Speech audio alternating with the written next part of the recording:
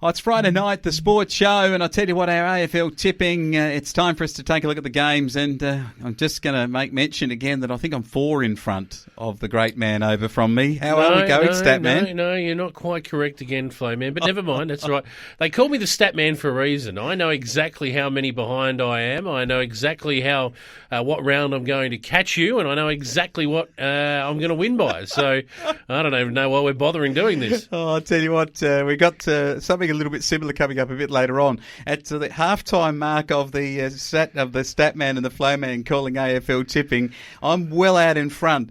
Probably like those Horsham Saints were on the weekend when Minya Matoa came from 3 goals behind at halftime. That's right. You are the Horsham Saints. Yes. I am Minya Matoa. Oh, I'll tell you what, 15 goals to 2 in the second half. It's going to have to look like that for you to catch me, I reckon, on the AFL tipping competition. But let's go to the games. This is going to be a really, really good weekend of matches. Friday night, of course, coming up, and you'll know the result if you're listening to Saturday morning as the results come through. But we're looking forward to what will be some magnificent games of football over this weekend, including the one tonight, which is Carlton including the one tonight, which is the game between the Brisbane Lions and the Richmond Tigers in what will be an absolute beauty at the Gabba. It will. And, of course, Richmond heading back to the scene of the crime where they won the premiership last year against Geelong. But what most people need to be paying attention to here is the last time these two sides clashed at this venue, it was the Brisbane Lions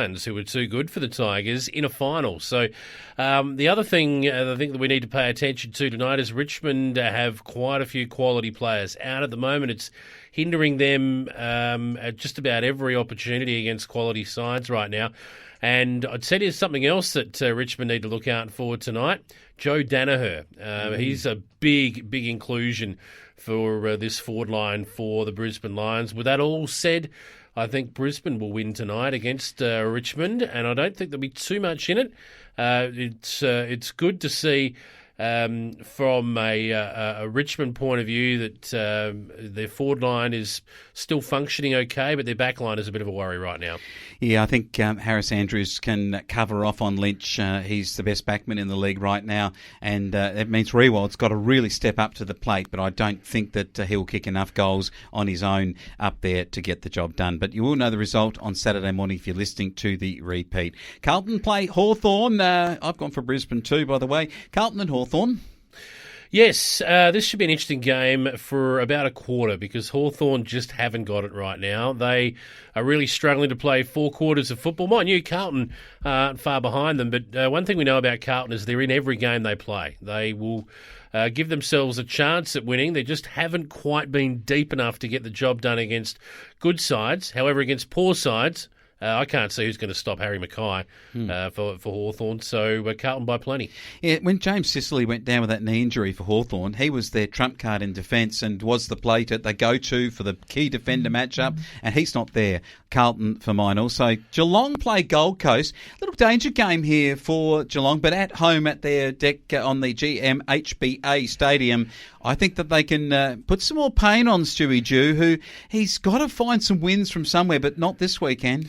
No, certainly not this weekend. GMHBA Stadium, funnily enough, has over the journey suited the Gold Coast Suns. They've actually played fairly well against the Cats down on this ground.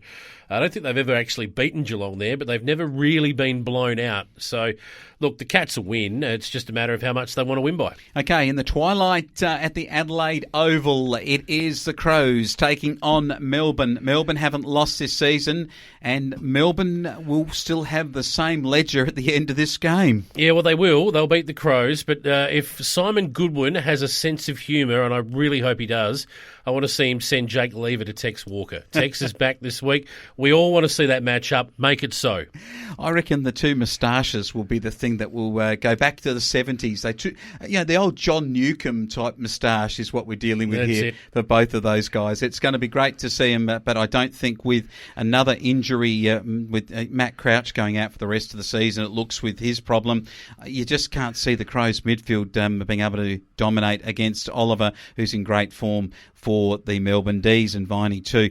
This is the game that I reckon is a really good one. It's Marvel at 6:55pm. That is the big one between the Western Bulldogs and St Kilda. Gee, St Kilda, in-your-face football last week. Brett Ratton said through the week, and he's quite right, through 3 holding the balls from 83 tackles. He's got a point here. Western Bulldogs don't like somebody in their face and tackling in their face. This is St Kilda. If they do what they did last week to the Western Bulldogs, they're a chance here, I reckon. No, they're not. I watched the Western Bulldogs very closely against Port Adelaide last week, and St Kilda will not get time and space. The Western Bulldogs were exceptional in cutting off Port Adelaide in that regard last week, and the one thing that Western Bulldogs love is an in and under scrap. They've got players galore who enjoy it, and they'll be too good for the Saints. Okay, Dockers showed a bit and then gone missing again. That seems to be the history, but when they're at home at Optus Stadium, the Sydney Swans will come out to play. It's a long flight, and the Swans have been okay, but a little bit indifferent in the last 4 weeks. So are the Dockers on the night game here a chance to beat the Swans? Well, at full strength, you'd say yes. Fremantle would be well and truly a chance, but unfortunately for the Dockers, they've lost another gun midfielder for this clash. Young Brayshaw is out with a calf. So whether or not that changes people's tipping, I'll leave it up to them. But it should be a very even match-up regardless. And good to see the boy from Mildura via Nord, Dylan Stevens, get another opportunity for the Swannies in this game. He is a good player, and I reckon in their midfield last week, 37 touches in the Swans reserves side in the VFL. Let's go to the matches for Sunday, and Giants play the Eagles. The Giants have had more injuries on their list than any other club this year, and some of their best players are on that injured list. Toby Green goes out. Eagles, even though they play horrible in Melbourne, I reckon they'll play better in Sydney, and I think can get the job done. Well, they have traditionally played better here at Giants Stadium. They've had some close wins here. I remember Nick Natanui kicking one close to the siren, which put them in front for the first time one afternoon to get the job done. But look, the ins for GWS, I must say, they fill me full of a little bit of confidence. Finlayson, Haynes, Mumford, they all come back in. Perryman is a big loss, and Toby Green is another one added to the injury list. But for the West Coast Eagles, the one that I find very interesting is Jeremy McGovern goes out injured. Shannon Hearn will be back, but last time they didn't have McGovern, things weren't so good for the West Coast Eagles. This is a toss of a coin, and at home, here's an upset for you. I'm going with GWS. Oh, he's foxing. Collingwood take on Port Adelaide in the Battle of the Jumper. It's got to be. Well, actually, Port Adelaide are battling over the jumper, their Indigenous jumper right now. We'll say not much more about that, but do you reckon there'll be some niggle in this over the jumper? And Collingwood are on their home deck at the MCG, remember? There will be some niggle in this, and I'll tell you what, I'm going to be watching on as an interested observer, because I'll be quite honest with you, I don't like either of these sides. In fact, I despise them both.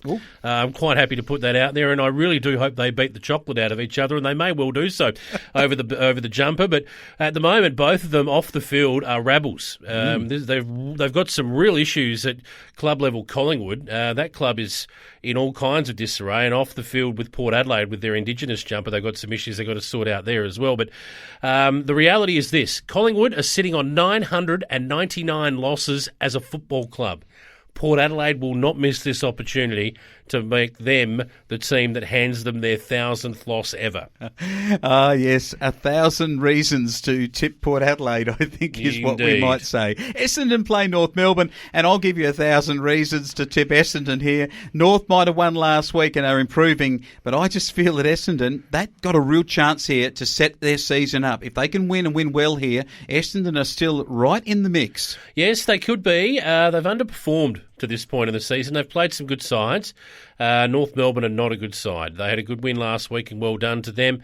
But yes, Essendon by plenty in this game if they can get it right. They would go up to 16 premiership points from their 4 wins to 5 if they can get it done. It is a look at AFL and those tips, and just be careful with following Jason's tips. I am 4 in front for the season. You are not, actually. I'll let you into a little secret.